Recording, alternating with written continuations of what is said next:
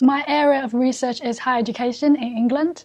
It is very important for the individuals involved, obviously, because higher education is a step towards better jobs and higher earnings.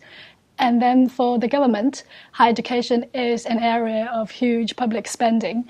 As the number of students going to university goes up year on year, we are likely to see increases in total spending on higher education. And it is a question of public interest how that expansion in higher education should be funded by the government or by the individuals involved.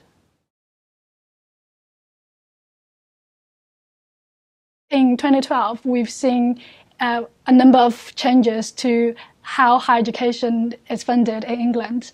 The most headline-grabbing one is the increase in the cap of tuition fees from 3,300 to 9,000. Alongside that, we also see increases in government grants and loans available to students, and also changes to the way that repayment are made after graduation. We know the initial aim of the reform is to shift the burden of financing higher education from the government to the students or graduates after they finish their degrees.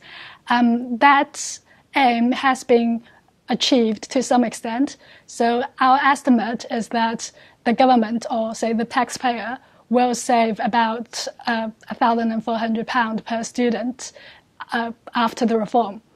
On the other hand, the universities will gain a lot more per student because of the increase in fees. We know there has been a large reduction to the direct teaching grants from the government to the universities. However, that's been totally offset by the increase in tuition fees. Now, for the students, obviously, they will have a larger debt on average after the reform, and therefore they will repay more on average over their lifetime after the course. However, the impact of the reform is not uniform across all students. What we find is that because of the changes to the repayment thresholds and and interest rates, students graduates who go on to earn less or lower than average tend to be protected by the reform. They will actually pay back less after the reform than before the reform, whereas higher earning graduates will pay back a lot more.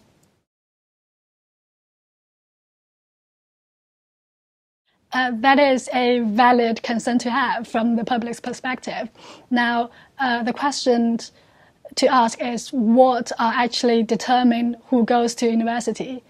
What's the reason behind the rich and poor gap in higher education participation? My colleagues have done some research looking at that, and I think the general conclusion is that the rich and poor gap is mostly explained by prior attainment. So once you account for the differences in A-level grades that people have, then family income has a very small role to play in higher education participation. So that says to me that if you want to widen participation or widen access to higher education, the most important thing to do is to improve the A-levels of poor students. Higher education finance or funding would have very little impact on that front. For the broad project of looking at higher education funding and finance in England, we have used quite a wide range of data. The reason for that is there doesn't exist a single data set which we could use or look into.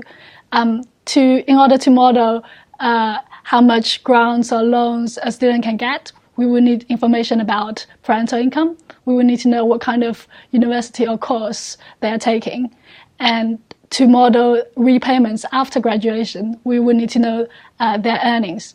Obviously, we don't know the future earnings of today's graduates, and therefore we have to make some assumptions about those. We also have to make assumptions about how those future earnings depend on the type of universities and courses they take.